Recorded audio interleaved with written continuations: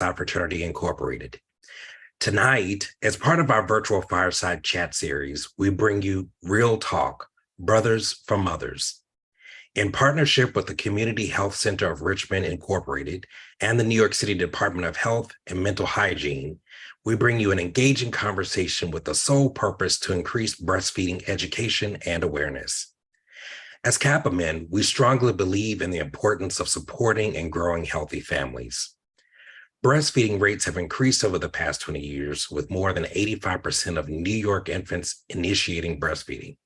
Yet disparities persist and rates are below national objectives. So tonight, let's dive into the importance of this conversation for our families to ensure our children get a head start on healthy lives. It gives me great pleasure to introduce our moderator for the evening, Kevin Boston Hill. Kevin. Brother Smith, thank you very much. And hello and welcome to this latest installment of the virtual fireside chat brought to you by the Brooklyn, Long Island alumni chapter of Kappa Alpha Psi Fraternity Incorporated. My name is Kevin Boston Hill, and I will serve as your moderator this evening for tonight's chat, Brothers for Mothers, Expanding Breastfeeding Awareness. One impact of the pandemic that no one who isn't directly impacted addresses anymore is the shortage of baby formula due to supply chain issues.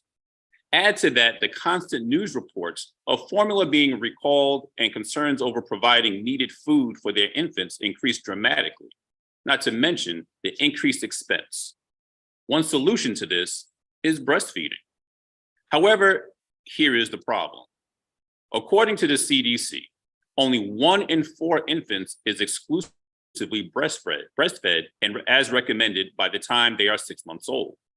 And speaking of expense, the low rates of breastfeeding add more than $3 billion a year to medical costs for the mother and child in the United States alone. There are a number of reasons people give for why they do not breastfeed, but the CDC and medical practitioners agree that there are far more benefits for the child and mother. To help us understand some of these benefits and answer your questions regarding breastfeeding, we welcome Sharon Marshall, who serves as Director of Community Engagement and Partnerships in the Bureau of Brooklyn Neighborhood Health and serves as Project Director for creating breastfeeding-friendly communities in the Center of Health Equity and Community Wellness. She has over 20 years of experience in the maternal child health field, including experience as a birth and postpartum doula. She is also an illustrious member of Delta Sigma Theta Sorority Incorporated, Brooklyn Alumni Chapter. Joining her is Regina Conceiao, who is also an early childhood and family specialist, reproductive justice advocate and activist, certified breastfeeding counselor, self-care and mental health champion, and a birth and postpartum doula. Her first doula experience was actually when she was 13 years old, supporting one of her aunts. Alongside them to speak about their experience and to ask some questions themselves, we have Kappa Alpha Psi fraternity brothers Jamal White and his wife Sarah, and Ayo Ajayo and his partner Ife Ize. This event is being streamed on Facebook and YouTube, and we encourage you, our viewers, to submit your questions to our panelists as well. So with that said, let's go ahead and get right into tonight's conversation. And I'm going to begin with you, Sarah Marshall. Please explain some of the benefits of breastfeeding for the infant as well as for the mother. Greetings. I thank you for the privilege to be able to present. I bring you greetings on behalf of the Bureau of Brooklyn Neighborhood Health, part of the New York City Department of Health and Mental Hygiene, who is headed by Dr. Zahira McNatt, our Assistant Commissioner. And she is also a proud member of Delta Sigma Theta Sorority Incorporated. Very good question to ask. And yes, the statistics are alarming, and I am very pleased that you're on it as far as where we are, but I want to bring it also down to our community as well. Also, before I start, I want to say happy National Breastfeeding Month. And on the start, August 25th will be the start of Black Breastfeeding Week. And there lays the reason why we have these alarming challenges that we have to elevate a week to promote and to reclaim a tradition of breastfeeding. So this isn't a new skill. This is a historic skill that just humans in general, but also Black people across the diaspora have done. If we didn't breastfeed, we wouldn't be here to this day, as infant formula has only come into existence within the 20th century. And yes, there was some forms of supplementation, but human milk was the primary form by which we nurtured our infants. So I am a mother of 3 children who I had different levels of success, and I'll explain further when it comes to breastfeeding. But breastfeeding in and of itself is species specific. I like to start with that. It is species specific. So the formulation of human milk is different than the formulation of a cow, what cow's milk would do or goat's milk would do, because there's different needs for human babies than there are to calves, to goats, to other mammals as well. So human babies are born very helpless. And so the human milk that is produced is formulated in such a way, it's a cocktail in which it is providing visual acuity, brain development as well, because our babies come out, as I said, way before they're fully ready to take care of themselves. So you see how like a foal will be born from a horse and then they're standing. Well, yep. We're not at that place, you know. So what we're doing is developing the brain, developing the eyes. And so the formulation of human milk meets the need of that specific animal. And not to say that you can't grow a healthy baby on cow's milk, which is usually the predominant form of human milk substitute, but keep in mind that it is species specific. And because we have not developed a system that enables families to provide this type of premium nutrition for our infants, is part of the reason why we have low breastfeeding rates and also historic trauma as well. It helps the baby also with asthma, reduced incidence of chronic diseases such as diabetes. It also helps with other respiratory diseases as well. Premature infants are more likely to thrive using human milk, but for the mother also has benefits in that it helps her get back to her pre-pregnancy size. Most times, I can't tell you that it's a guarantee all the time. And it helps involution, you know, that means the contraction of the uterus, which is one of the causes of sometimes hemorrhage as well. And it also helps to reduce, in some cases, some cancer, such as breast cancer as well. And it's dose specific. The longer that you breastfeed, the longer the benefits incur for the mother. Now, you mentioned that the infants, and we all know this, that especially human infants, come out extremely helpless in this world. And so part of building up their immune system is benefited by drinking breast milk. So talk to us a little bit about I think, and please forgive me if I'm pronouncing this wrong, the colostrum. Colostrum. Okay. Colostrum. And talk to us a little bit about what that is and how it plays a role in providing those valuable nutrients. Yeah, so I love this question.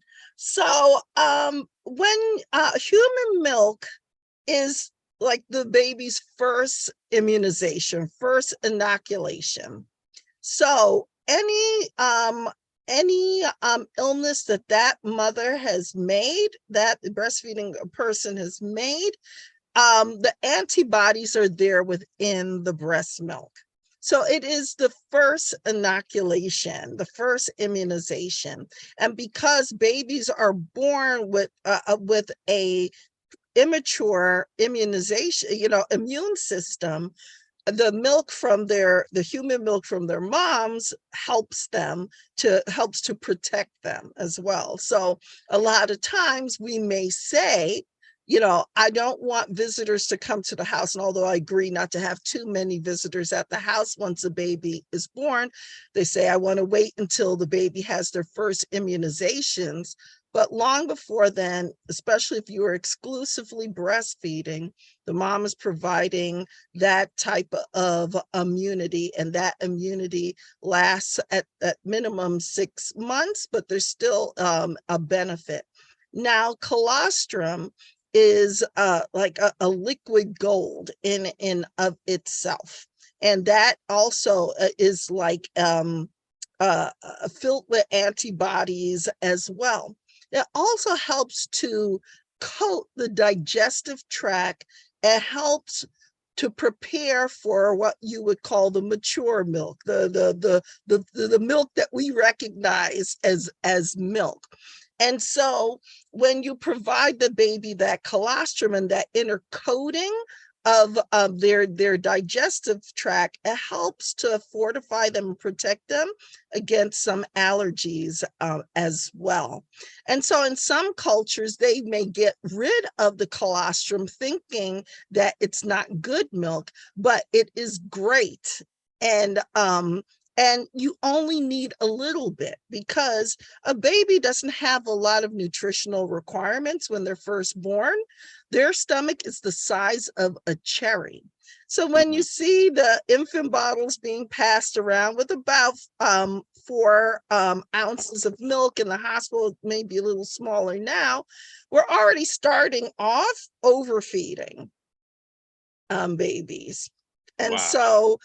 so understanding, and this is just a mental shift that we have to do, and understanding, and I think this is where a lot of times we feel that we do not have enough to nourish our infants, is because like the size of the bottles, and when you're pumping, you're not seeing gallons of milk come out as well. The nutritional requirements are very small. By the time they're a month old, their stomach is about the size of an egg.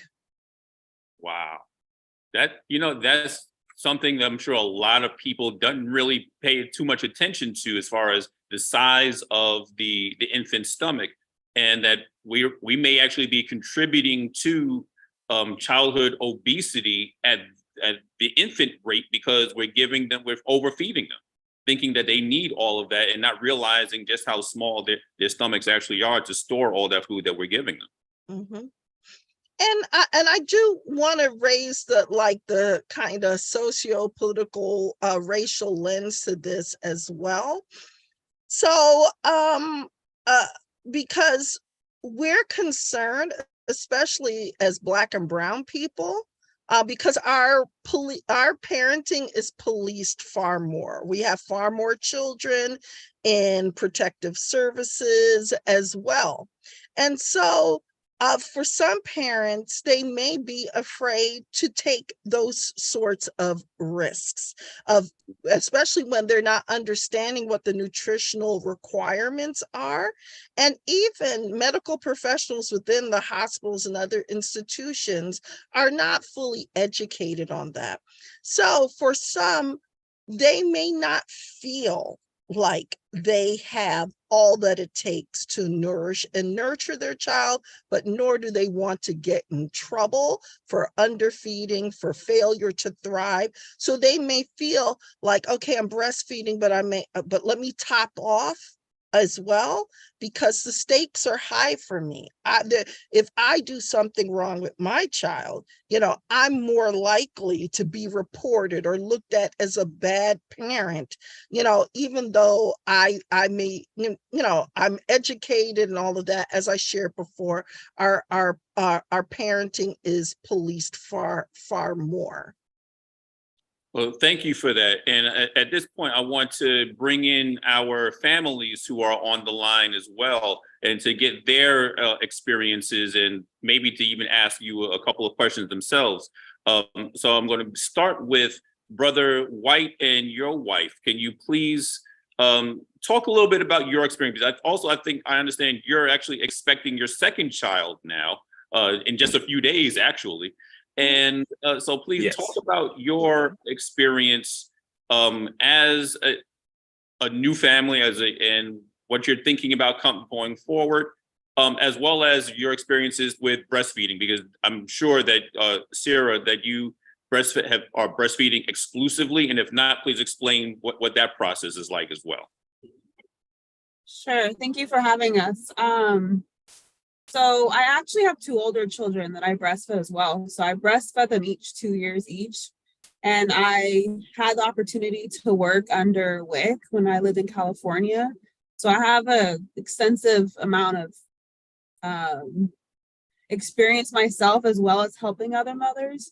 So it comes down to education and support, I think, for breastfeeding to be successful with it. If you don't have the education of what you're doing and someone to support you with, it's kind of hard sometimes to breastfeed, but I didn't have any issues with it. I know there's a lot of mothers that do have issues with it, but I do understand that when you do have any issues, like if it's hurting, if you feel like you're not producing enough, there's just little tweaks and little things that if you have someone to support you, you would be able to get over those hurdles and continue to breastfeed your babies. So, but I've had a good experience with breastfeeding my children. So.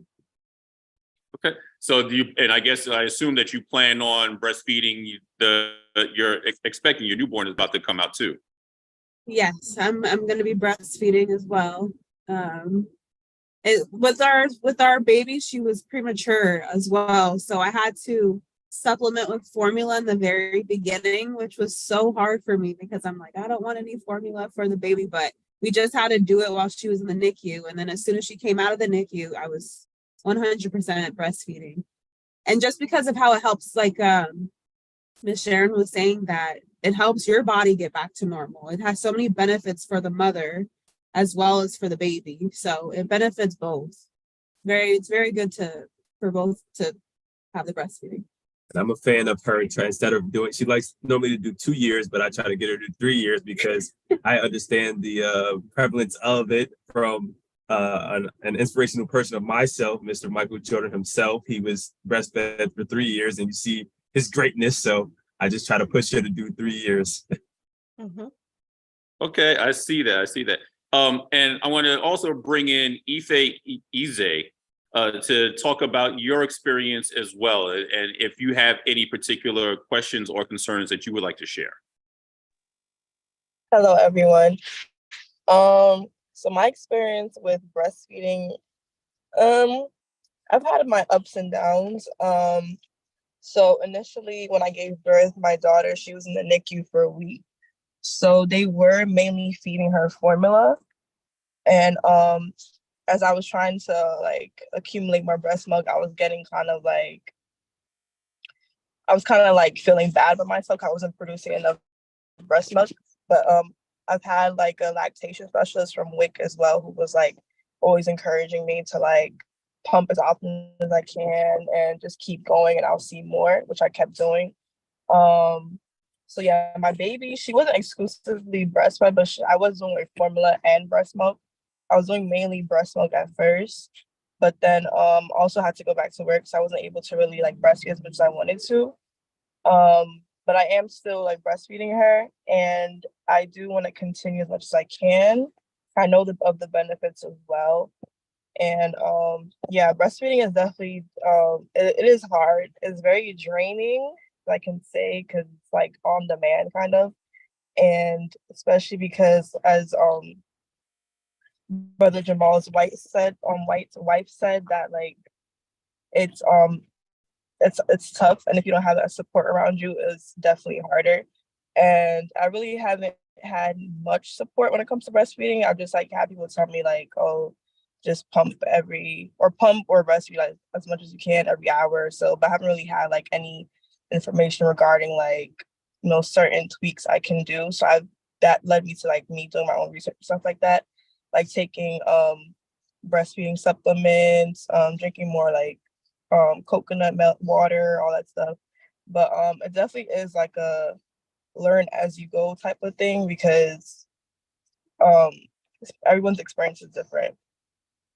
And Sarah Marshall, I'm actually going to toss it back to you for a second, because both Ife and Sarah brought up something that I'm sure a lot of mothers may be concerned about, and that is how can they produce more milk, or if they feel that they're not producing enough milk, how can they start to produce more milk? Okay. So, so as I had shared before, and this also has to do with our perceptions of what is enough. And so understanding that the baby's stomach starts off as the size of a cherry, and the expectation, I will say also with premature babies, and the studies have shown they're more likely to offer formula to Black and brown babies in the NICU than they are to others. Although, you know, they do know that by and large, human milk is the best, even if it's from a human milk bank. I know that we've been hearing about certain diseases like RSV, but also there are gastrointestinal challenges that can happen for infants as well. So even when you can't, in New York State, it is covered by insurance to get human milk if you're comfortable with that. It is pasteurized as well. So that's just an aside about that, there is a human milk bank, but you have to decide how you feel about that. But historically, I will say that mothers would breastfeed other people's children as well. So we just have to reset our mindset for that. So yes, there are certain herbs and things like bushes, things like that you can drink to help you with increasing your milk production, but being fully hydrated is most important. I do want to shout out WIC, because WIC, especially their peer support groups as well. We mainly think of WIC as the formula people, and yes, they do give out formula, but they do have a team, many of the WIC sites, a team of dedicated WIC peer counselors that support individuals with breastfeeding, but also here in Brooklyn, but we have it in the other boroughs as well. The health department offers what we call baby cafes that are weekly breastfeeding support groups, where you have access to international board certified lactation counselor at no charge. And anyone can drop in. This is your taxpayer money at work. And you can get that professional support and peer support to help you with breastfeeding, because support matters. Your partner's support matters. Breastfeeding individuals are likely to breastfeed longer when their partners are supportive of breastfeeding.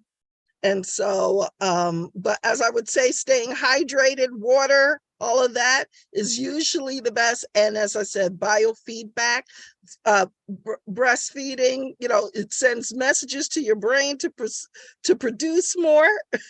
So then the body produces more as well. And just being in a supportive environment mentally as well also helps. Sarah, go ahead. Just to piggyback off that information, just some tricks is the moment your baby's mouth touches the breast, as Ms. Sharon was saying, it's going to send messages to your brain to make milk. So it's important in the beginning to kind of stay away from the pacifiers and the bottles if you can, and breastfeeding on demand. When the baby's hungry, you're putting the baby to the breast, because your body is going to know exactly how much milk your baby needs. And it takes about a week because you're going from colostrum to the mature milk. That's why you kind of can overproduce in the beginning where your breasts are very full of milk and you feel like you have so much milk because your body's going to adjust how much milk your baby needs. So the amount of putting your baby to the breast is sending signals to your brain to make milk. So eventually your body will adjust and give your baby exactly what your baby needs. So I just wanted to add that information in. Mm-hmm. Yeah, absolutely. Pacifiers and all those things can mask hunger. And so minimizing the use of that in the beginning really helps to set the tone for your milk supply as well.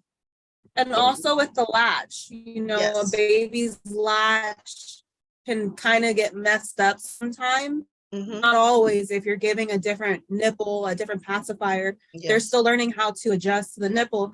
And if you introduce a bottle too early, your baby will get used to the flow of the bottle instead of the breast. The breast takes a lot of work for a baby. They're getting their muscles going. It's hard. It's a lot of work for them. So if you give them the bottle, they're like, this is easy. I want the bottle. I don't want your breast. So it's like, they don't want my breast, but it's like, okay, because it's more work. So you have to keep letting your baby practice on your breast. And another trick is you always want to make sure with the latch, your baby has fish lips. So if your breast is hurting while you're breastfeeding, you always want to pop the upper lip to see if that can adjust the latch. Or you can take the baby's chin and pop the chin down so that the baby has the fish lips. And that should help with if you're having any pinching or pain for your while you're breastfeeding. Yes, definitely. Babies are learning along with the mom, and so sometimes you have to try and retry again. Well, some of the things that one thing I see often is that moms want to be martyrs. I'm just like, if the latch is not good and it hurts, take the baby off. It should not be hurting. The sensation may be a little unusual, might be uncomfortable, but you should not be in excruciating pain. You should not, you just say these are just the stripes I gained from breastfeeding. If the latch hurts, take the baby off.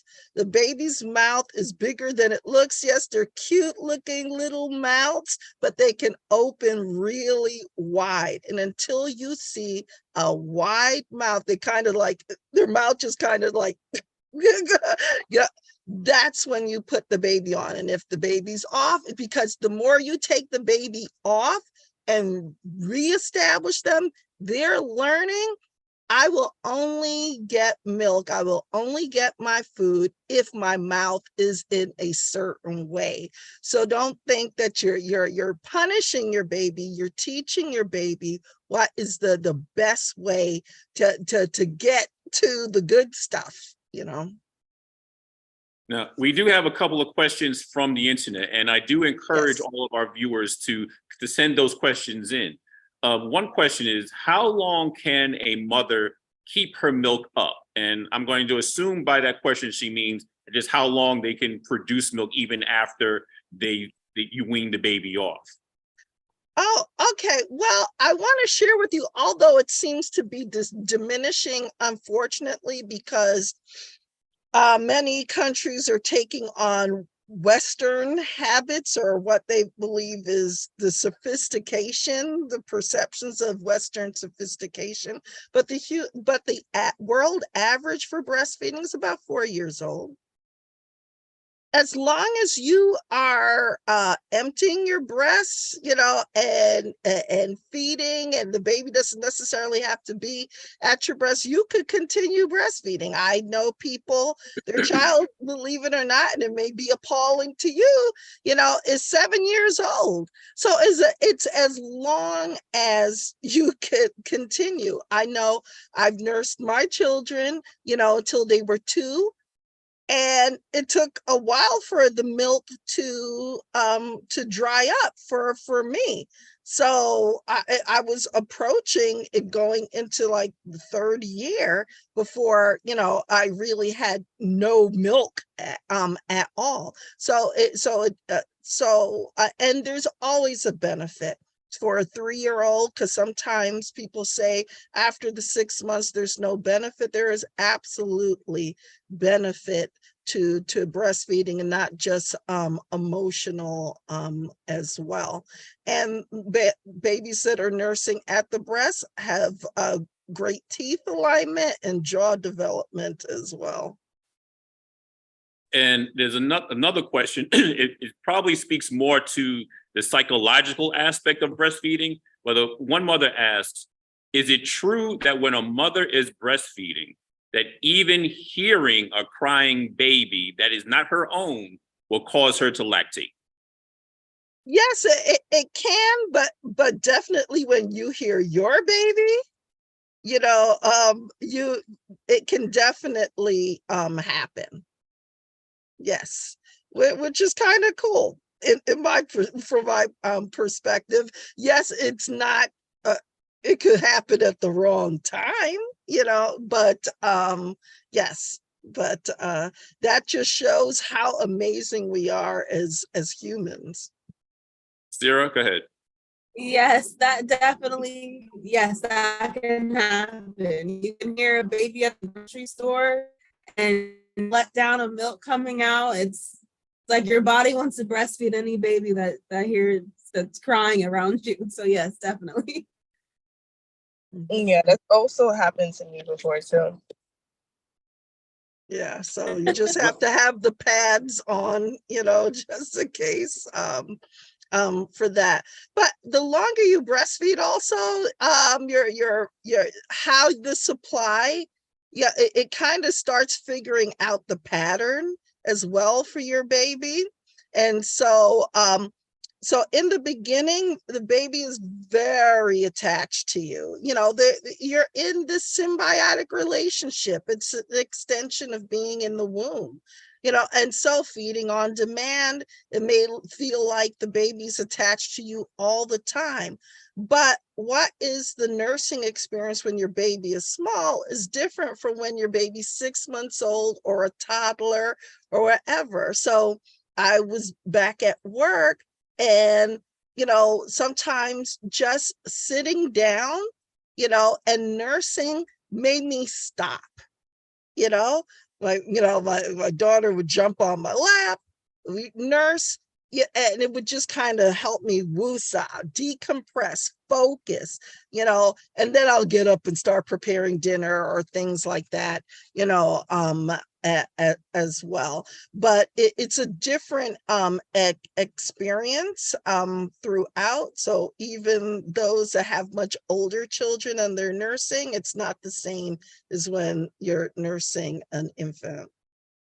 And let me ask you this question. This is another question from one of our viewers.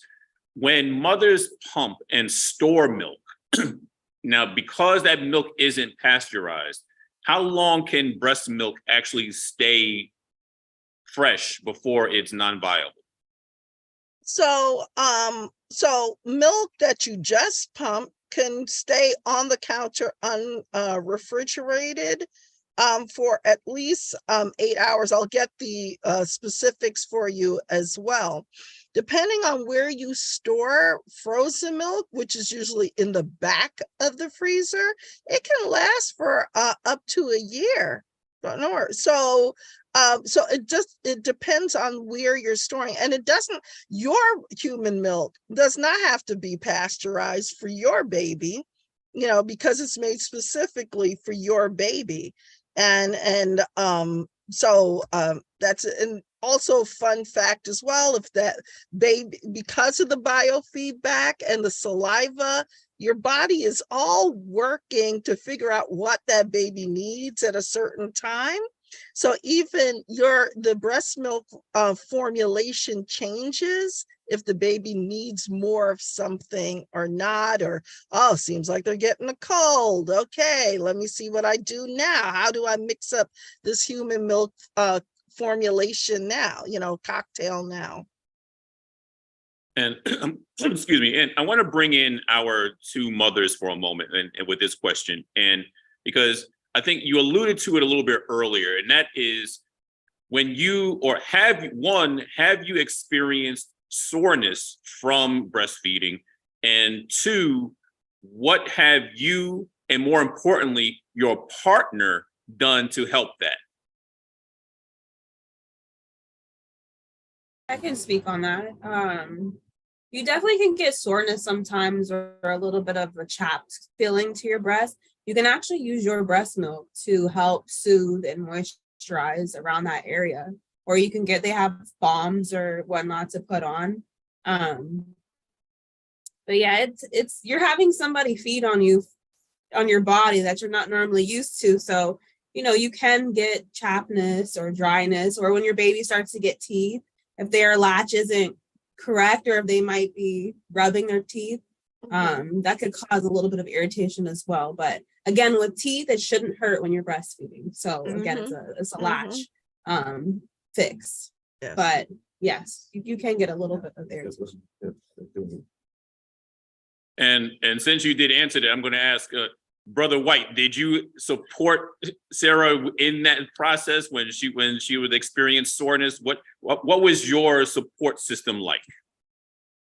I'm a huge fan of breastfeeding. After my wife, she educated me on the importance of it, and then after she did that, I went to ask my mom, like, was I breastfed? And she's like, yeah, don't worry about it. I was like, all right, just making sure, because I see the benefits of it. But being that mental support for her, because at times I know when the female is breastfeeding, they can get tired, right? A lot of energy is being taken out. So I'm just constantly just being there. In any way she need me, a lot of times it's like, hey, today I need you to, pick up the food or cook or just do something that she would normally do. I would just always pick it up the slack. I will always tell her, I'm a huge psychological guy. So my thing is words for affirmation. And I'm just constantly telling her how great she's doing. I love that she's doing this for our child. And just that motivating factor, because I believe it doesn't matter what you're doing, whether you're breastfeeding, whether you're doing work or sports, anytime someone hears that you're doing a great job, that's what they need. So, I kind of look at it like that. And that's just my MO. You know me, I'm a sports guy. So I take that with everything. Ife, and Ayo, would you like to jump in on this one? Yes. So I definitely did get really sore while I was breastfeeding. And they do say the pain does lessen as time goes on, but I do feel like for me personally, I just got used to it. And I also learned how to latch my baby on better. But when my nipples got really sore from breastfeeding, I would use this natural nipple balm. So I'd rub it on before I breastfed, because you can use it while breastfeeding. It was safe. So I would use that because they said it can cause chapping on your and dryness on your nipples. So it was really helpful because it made my nipples really what's the word? I guess it was kind of like a oil, kind of. It was coconut. Was it coconut oil? It was some type of oil, I forgot.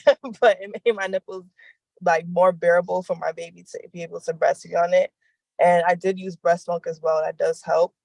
And I know they have certain breastfeeding products that have cooling techniques to it that can also help with soothing your nipples after breastfeeding as well. And just air drying. Yeah, air drying too. Just the breast milk on the nipples and let it air dry. Yeah, and I was just also going to mention that like even just being like a bystander and watching the process, because, as men, we can't actually breastfeed our own child. So all we can really do is just support in the best way that we possibly can.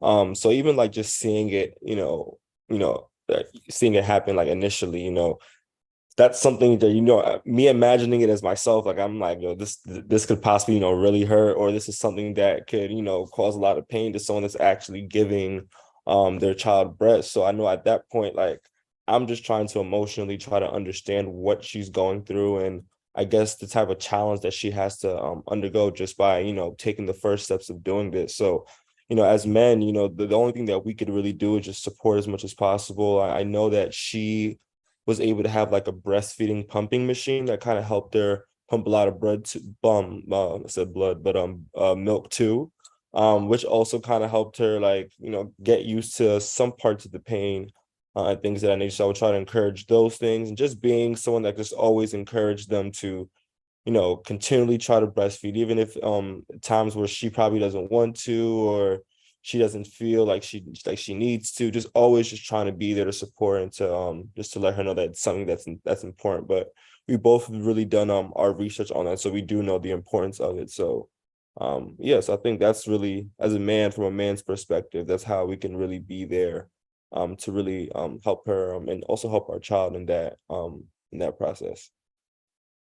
Excellent, excellent. Because I know it's really important, and I think it's important for the men in the audience as well to understand what their role actually is. Because I know especially in those midnight feedings, obviously you can't help out too much with that. But you have to understand what your role actually is when your spouse and your partner do get up in the middle of the night to go through those feedings. You would love to help out, but now you know how to offer that mental support, that emotional support to them. It seems that we have our other panelists just joining us. Excellent. I'm glad that you are here. And please forgive me if I mispronounce your last name, and just correct it after I do your introduction. But I want to bring on Regina Conceição, and so that she can talk about her experiences as a doula, and then we'll continue from there. So Regina, please. First and foremost, I am so sorry.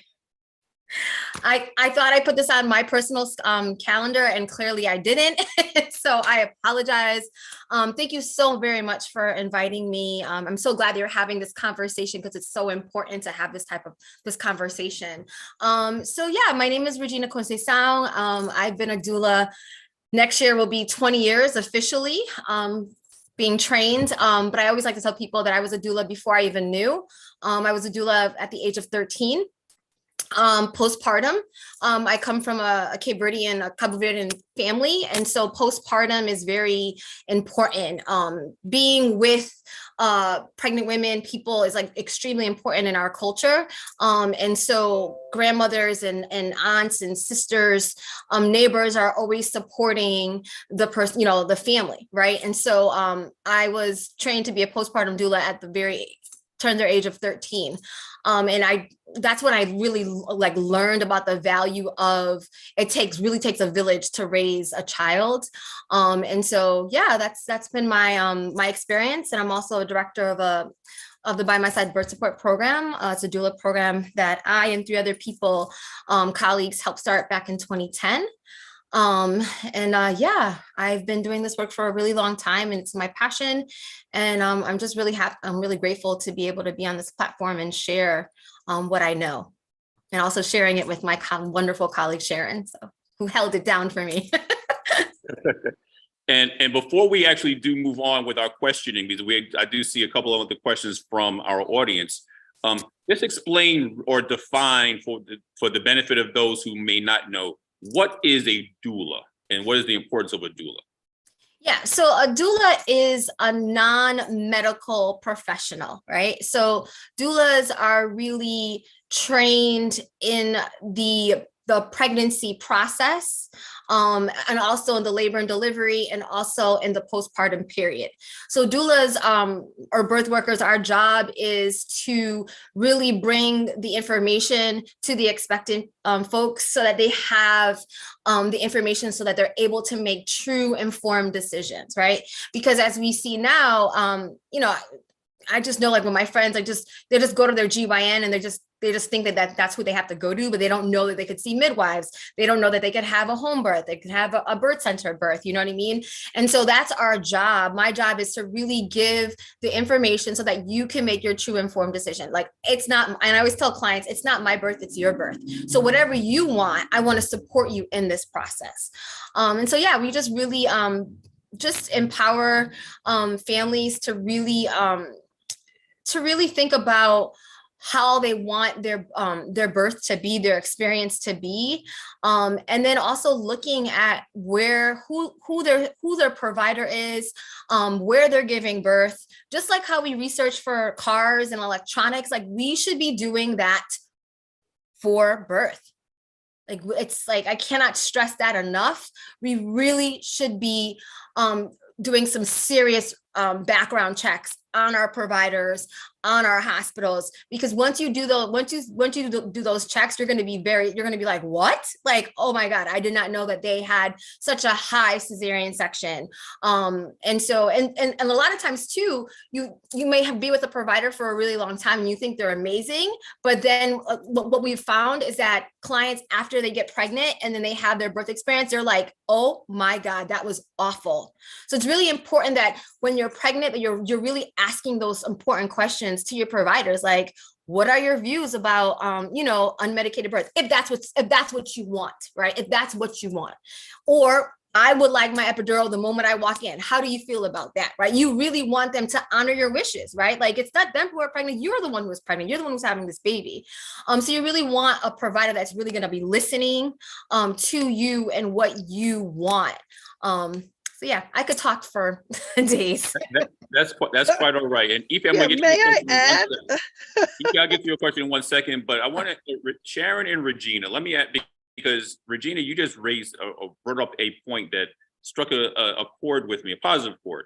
And that is, either one of you can answer this question. Mm-hmm. What is the difference between a doula and a midwife?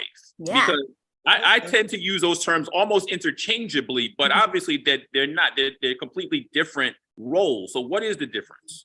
Well, I'll leave Regina to answer that question, but I do want to share that I have experience being a doula, and part of the work I've done is to create more enabling environment for doulas within New York City hospitals as well throughout the years. But I just wanted to quickly just add on to what my colleague Regina shared, is that when you have your OBGYN or your midwife, typically when you're not thinking about having a baby, you may have selected them when you were younger, and you chose them because you're in and you're out.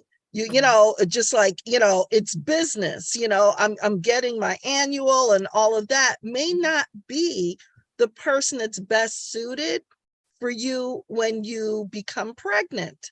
Okay. So what the virtues were that you really admired in that obstetrician as being quick to the point, you're in, you're out, and all of that, maybe you're going to have a lot of questions you want to ask. You really want to develop a relationship and really have things explained. Maybe that doctor that really can go through and just get the mechanics done quickly may not be the right person for the birth that you envision for yourself. And especially if you want to have a VBAC, a vaginal birth after cesarean, that may your provider at that time may not be the right person if you wish to have a vaginal birth. But Regina, you can explain the difference between a midwife and a doula. So doulas, like I said in the beginning, are not trained in anything clinical. So doulas do not do anything clinical. We don't catch babies unless which sometimes we do when we're with clients and things happen really fast and we're like, we got to get to the hospital. And they're like, no, we're not. You know what I mean? So then we do what we have to do, right? In the car, wherever. But the difference is that we don't do anything clinical. We cannot diagnose. What we can do is we can say, hey, this looks a little concerning to me. I really think you should call your provider, right? And even though doulas are not medical providers, man, when you have doulas that have been douling for a really long time, we know a lot. We know a hell of a lot, and we see things, we catch things before clients are like, oh yeah, I'm a little swollen, but they said it was normal. I'm like, but how many days postpartum are you, right? Like, send me a picture, right? Like, let me see those legs. And when they sent me the picture, I'm like, you need to call the doctor right now, right? And when they're doing that, they're going and then they're finding out that they have something called postpartum preeclampsia, which is something that can be very serious if it's not addressed immediately, right? So we may not do, we may not be able, we're not clinical and we cannot diagnose, but we can say, hey, I really want you to go and get that looked at. You can strongly suggest, right? Oh yeah. I'm going to strongly suggest, or I'm going to go get you. Honestly, Yes. I'm going to be like, so I'm just going to drive over there, because I'd rather be safe than sorry. Yeah. Ife, you had a question? No, I just wanted to add on about like my personal experience with a doula. I do believe having a doula is very important, especially for your first pregnancy. Initially, I wanted to get a doula, but I was kind of like discouraged because of the price. But I ended up finding like a free doula like initiative program in New York City, which was really good. So I was able to get a doula for free.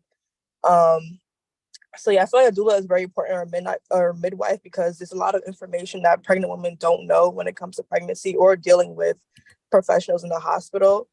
And in my experience with a doula, it was honestly great, even though like she was only with me for a few hours like during the birth.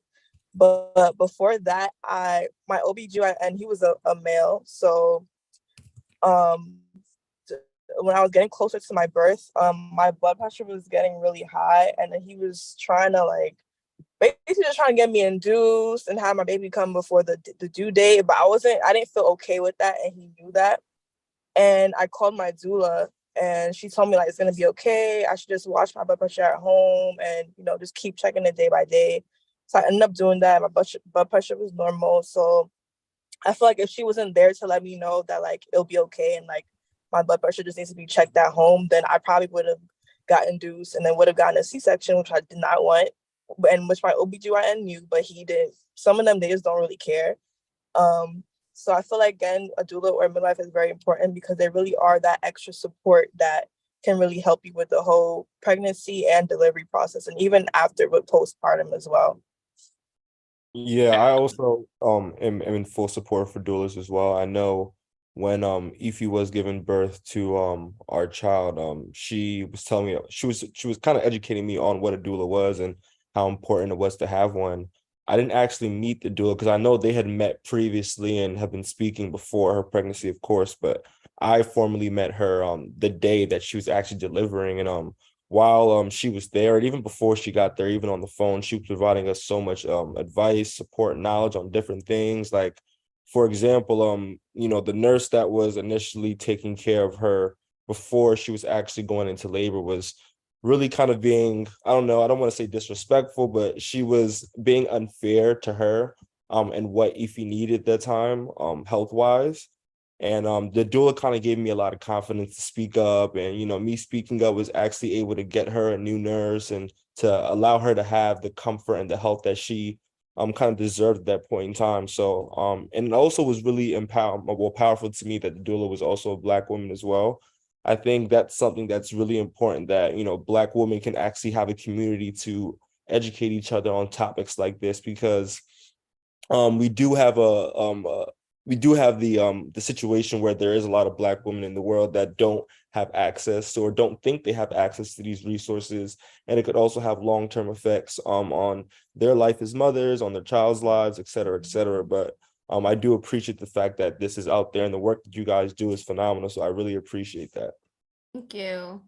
And Ife, you raised a question, an issue or point that I want to address now, and that is about the postpartum depression.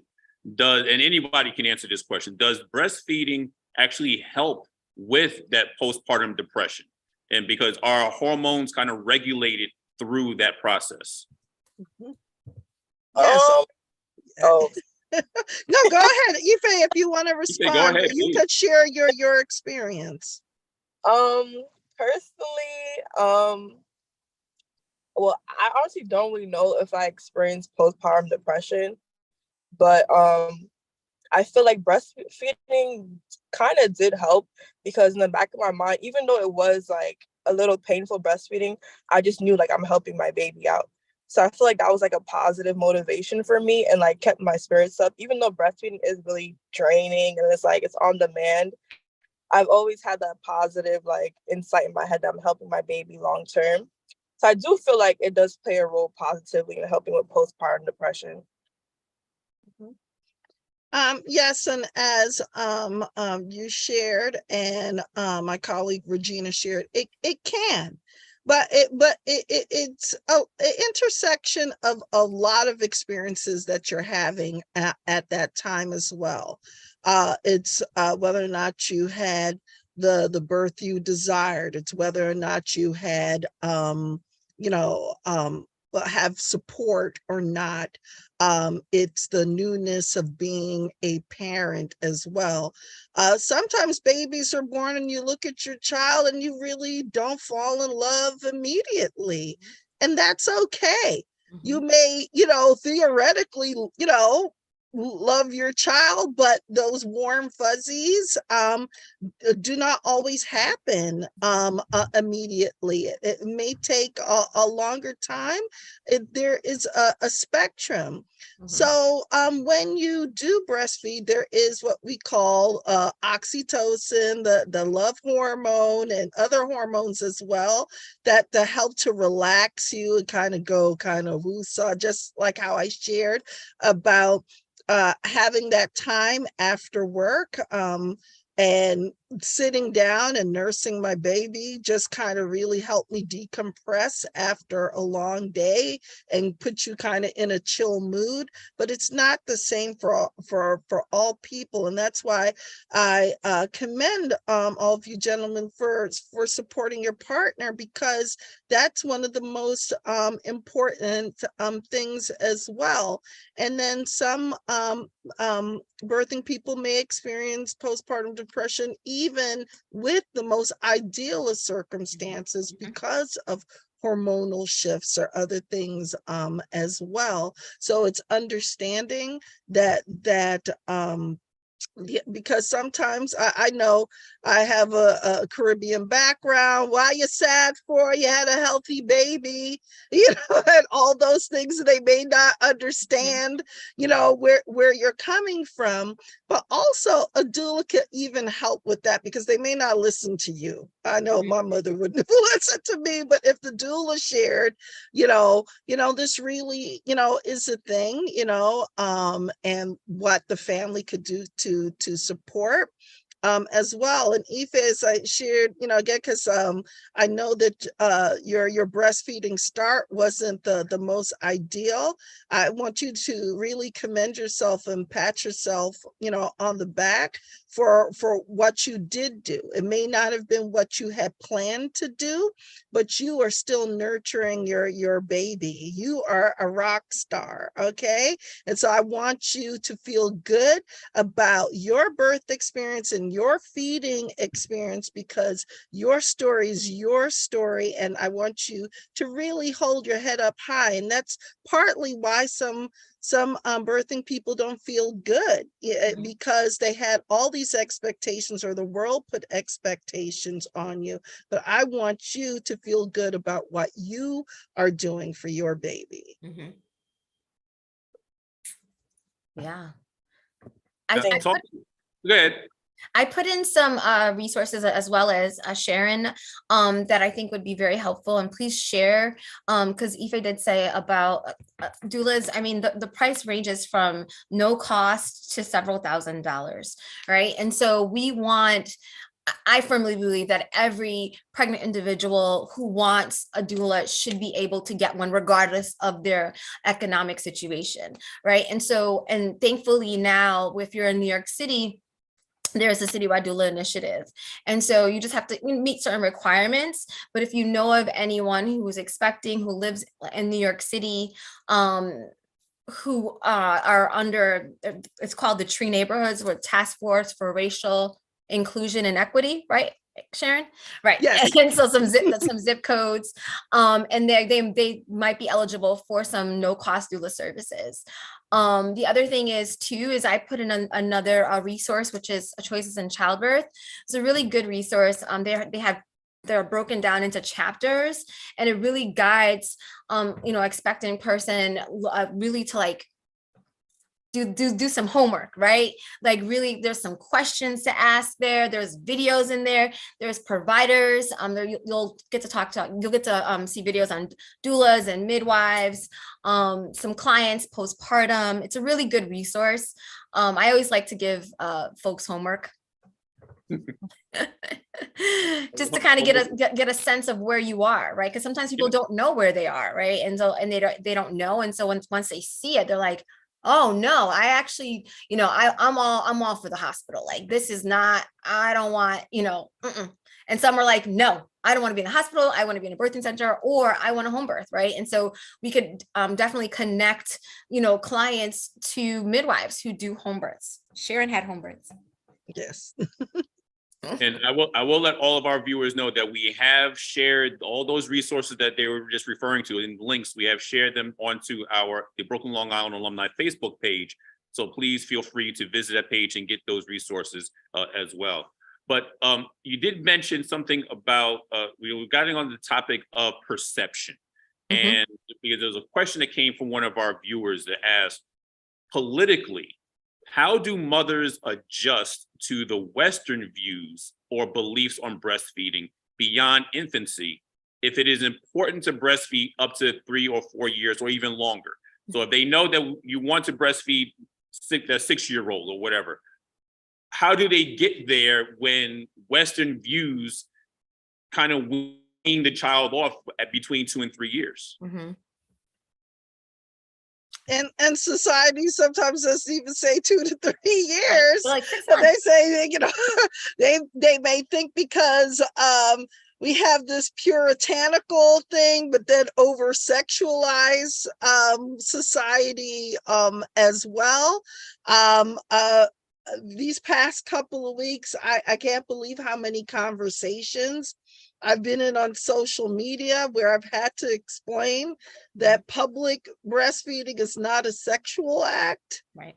That to really rethink breastfeeding as food. Mm-hmm. And just like you would not eat a sandwich in a bathroom, you would not feed a human in a bathroom.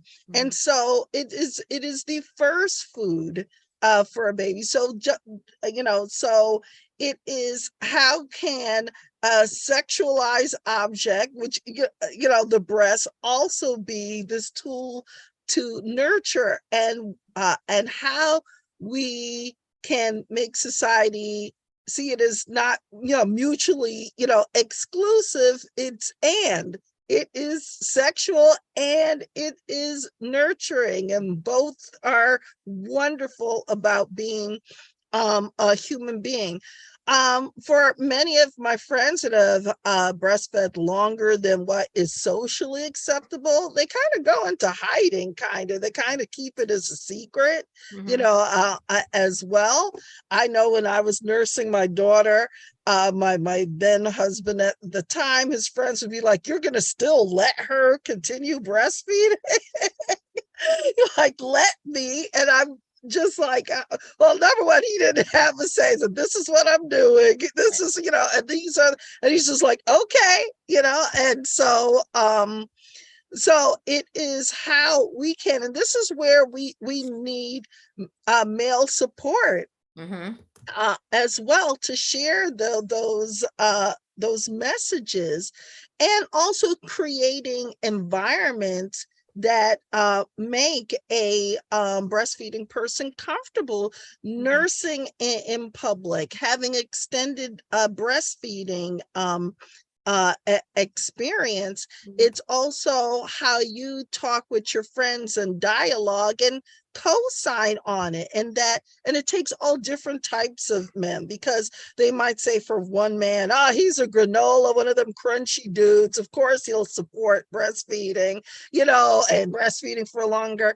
It's all men, all sorts of walks or whatever, saying that if you cannot support breastfeeding if you don't support public breastfeeding, and breastfeeding as long as possible. Because if a baby is hungry, just let them eat. Just like when you're hungry and you stop by the store to get something, the baby needs that too. Yeah. Since we're talking about eating and nutrition, should any drastic changes in diet and nutrition be taken because the mother is breastfeeding, or should they make gradual changes or no changes at all? I think it all depends, right? Yeah. Sharon? Right, it really does. It really depends, because I think of someone who is pregnant and breastfeeding in what we would consider a less developed country. Do they have the luxury of going vegetarian or vegan or reducing this? They're taking in what is available to them. Even in situations where it's high stress, maybe war torn or whatever, human milk is still highly nutritious. Even when the mother is experiencing hunger herself, the human milk is still nutritious. And so I joke around that if your diet is like curry every day, which was practically my my tradition as well, but imagine those with lots of spices. The family is not going to make a bland diet per se. It may be a little less or whatever, but the thing is, with breastfeeding and nursing, all those flavors kind of transfer. So you may have a less picky eater because formula tastes the same all the time.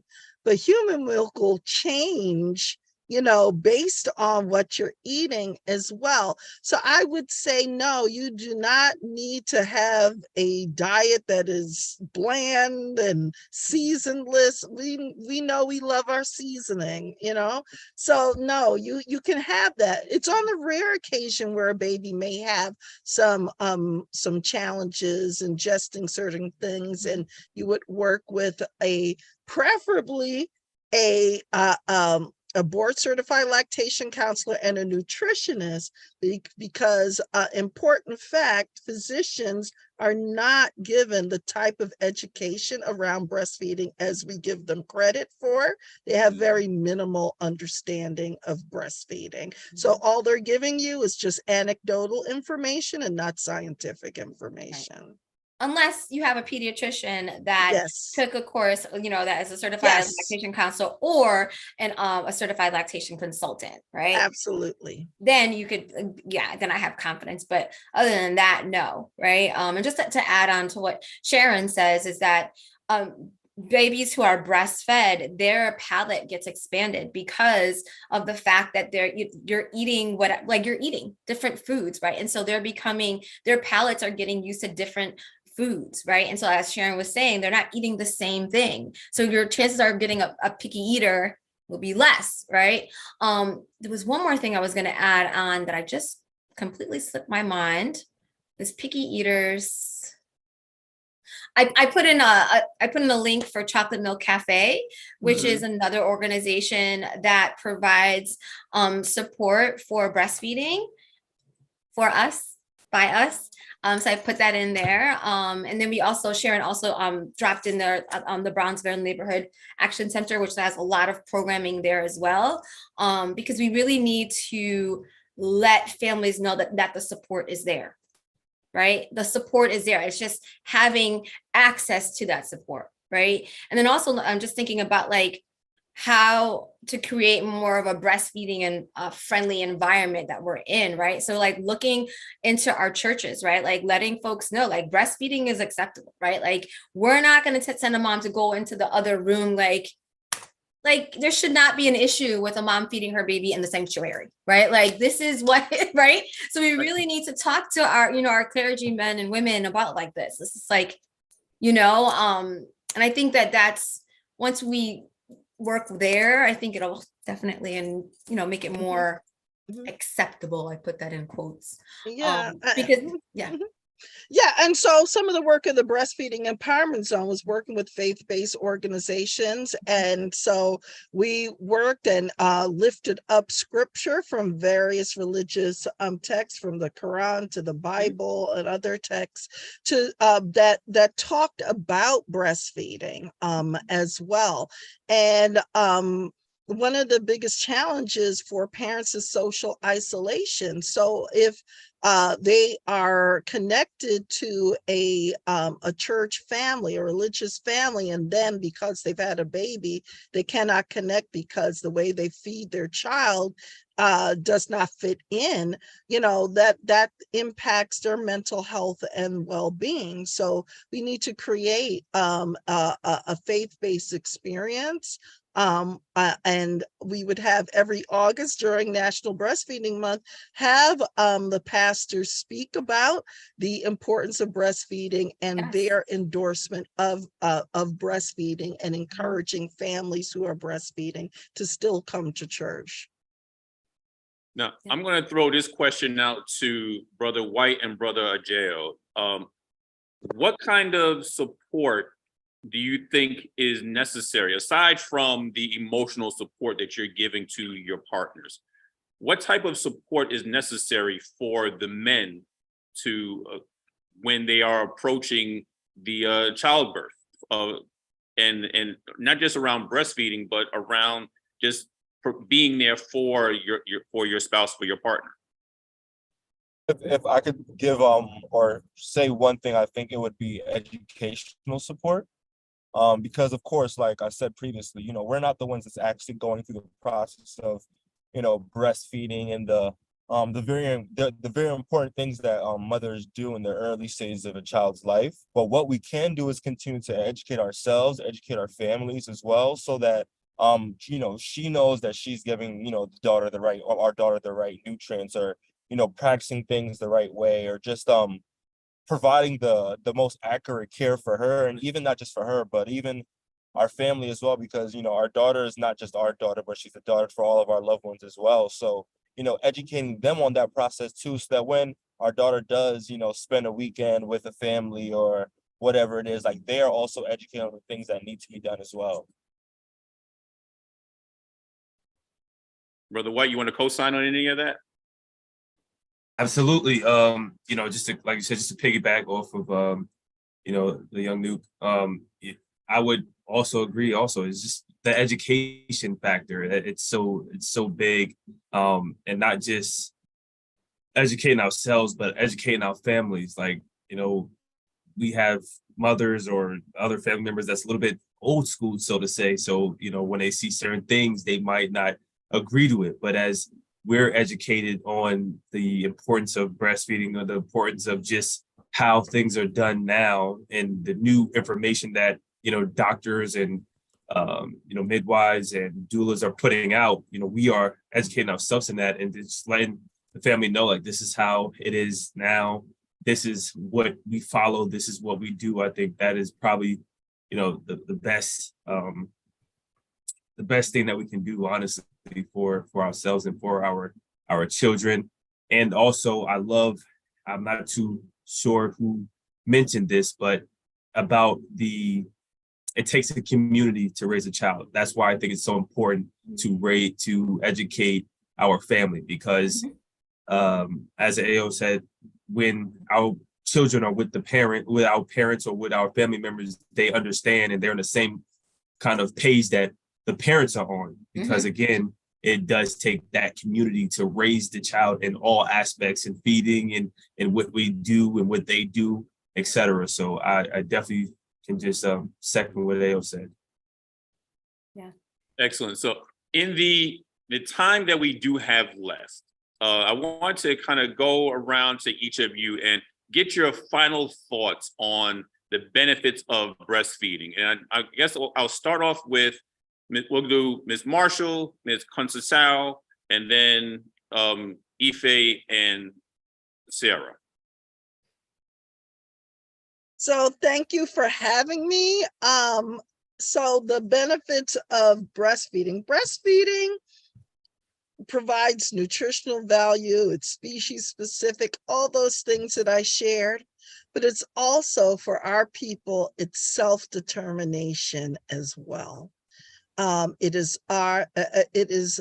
us being the sole source of nutrition and survival of our babies, independent of systems and other forces that may or may not be in the best interest of our families and our thriving. It is us reclaiming a historic practice as well. It is us moving towards a future where we determine what is best for our families and for our children, that we set the standard within our communities for them. So, and also know that within New York City, there is support, no cost, low cost, all sorts of things. So do not let cost be a reason why you made that decision. You have no cost, low cost childbirth education, lactation support, doula support. The New York City Health Department and mental hygiene is here for all the citizens of New York City to make sure that they have an enabling and a successful breastfeeding experience, birth experience, parenting experience. Regina?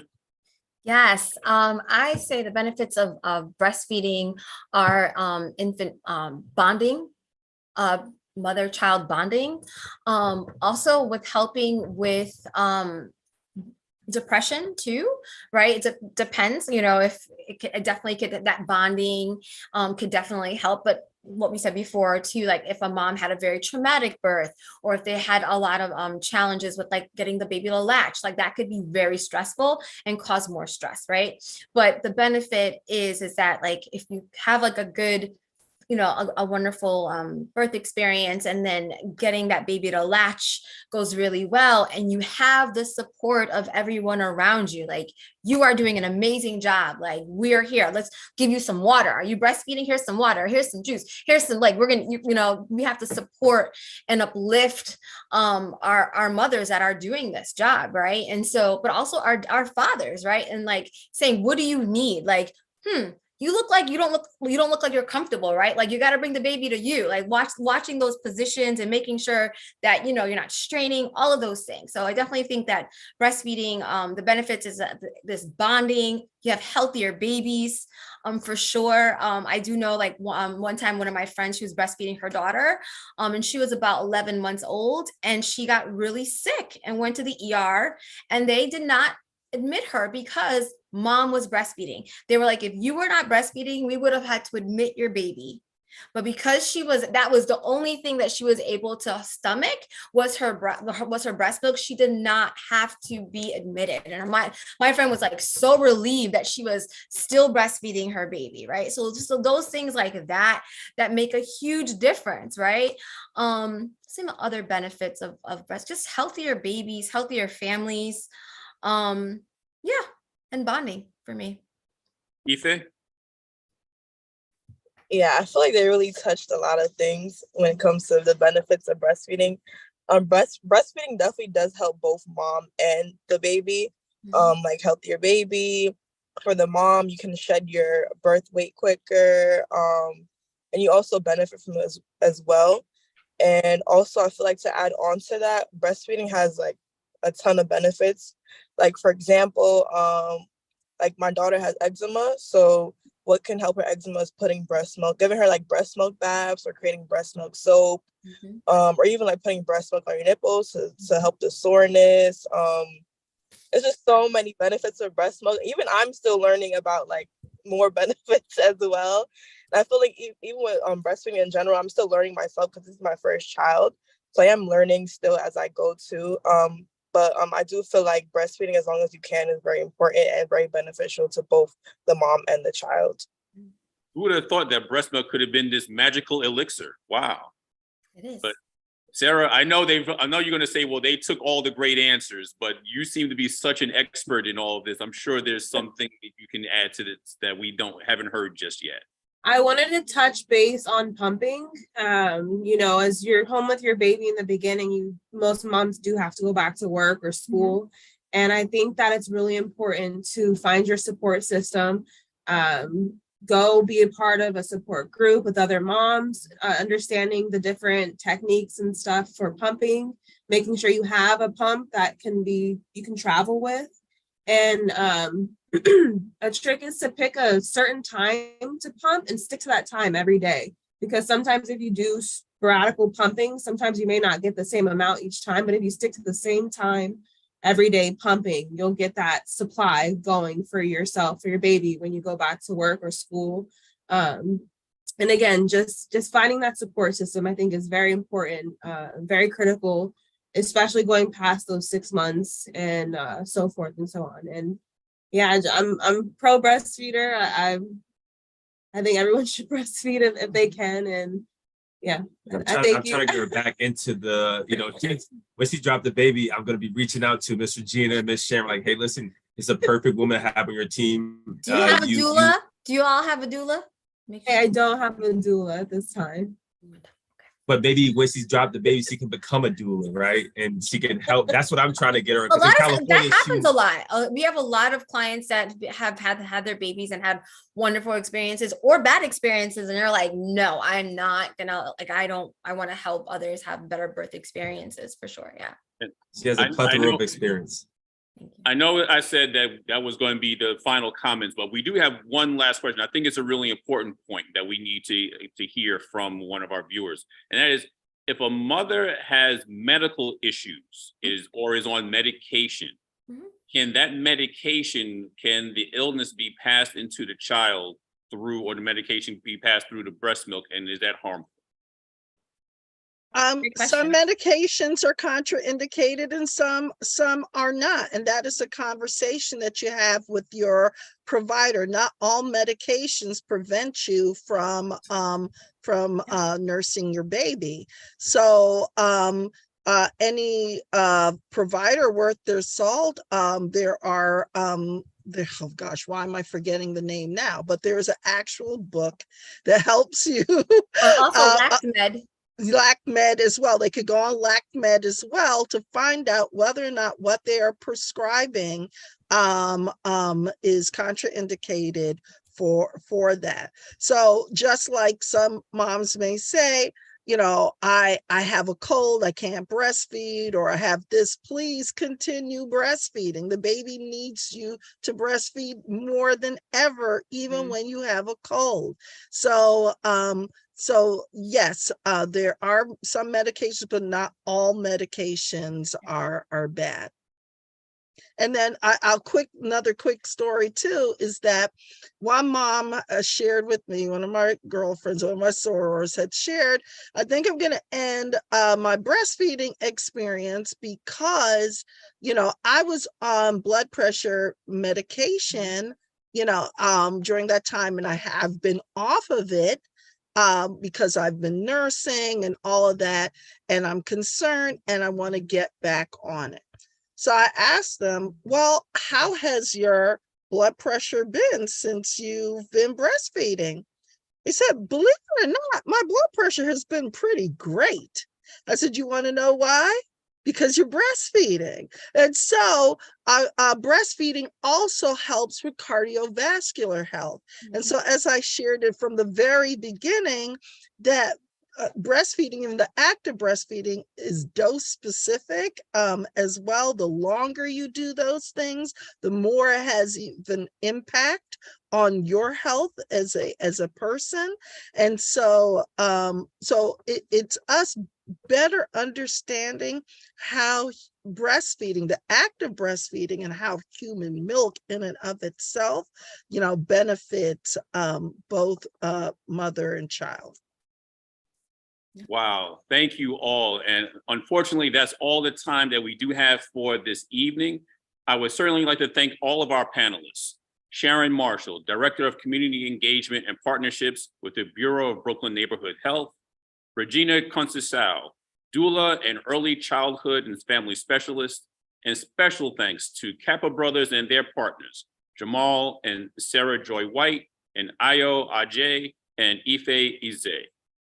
Once again, my name is Kevin Boston Hill, and on behalf of the Brooklyn, Long Island Alumni Chapter of Kappa Alpha Psi Fraternity, thank you all for tuning in to this latest installment of the virtual fireside chat, Brothers for Mothers, Expanding Breastfeeding Awareness.